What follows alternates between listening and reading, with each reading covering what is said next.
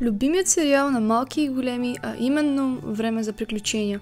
А за тези от вас, които не са чували за това предаване, то е съвкупност от различни приключения, в които се спускат двамата главни герои, а именно кучето Джейк и човекът Фин. Както знаете, има няколко официални лего комплекта по тази тема, но фигурките са адски скъпи и също нямаме конкретна постройка от самия сериал. А какво по-конкретно от самата къща? Дърво, в което живеят. Предният двор на къщата има разположено малко езерце, заедно с каменна пътека, която води до малките къщички, пълни с злато. За да пресъздам големите храсти отпред, използвах наклонени тухлички, заедно с модифицирани части и стълбове.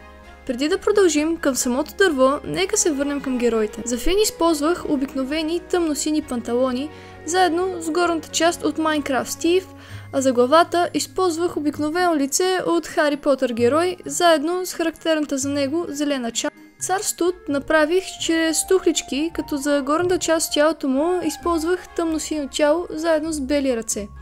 И глава от рицар от серия 26-та, заедно с корона. Джейк можеше да стане и по-добре, защото в лицето е малко като лабрадор, но за него използвах главно различни нюанси от жълти части и предвид факта, че може да си сменя формите, мисля, че това е от многото форми, в които може да се преобразява. За самото дърво използвах адски много бежови части с наклон, но мисля, че те придават формата на дървен най-добре от всички останали части. Като за клоните използвах обърнати арки, които придават по-добра визия. Около дървото направих чрез кафяви части с щипки и продълговати пръчки пътека, по която могат да ходят героите.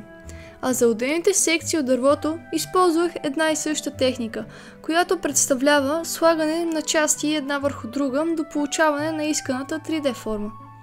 Като детайл, всяко дърво има различно нещо. На едното има гаджето на Джейк, на другото има яйце с гнездо, а пък на третото има червен флаг. Като допълнение към тези детайли, сложих на главното дърво един клон, към който е прикачена лодката и също така стълба, която свързва две от секциите на дървото.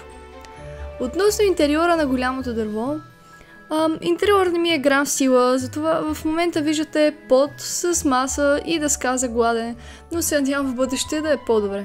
Това беше за днешното видео и ако имате идеи какво да построя, моля пишете долу в коментарите.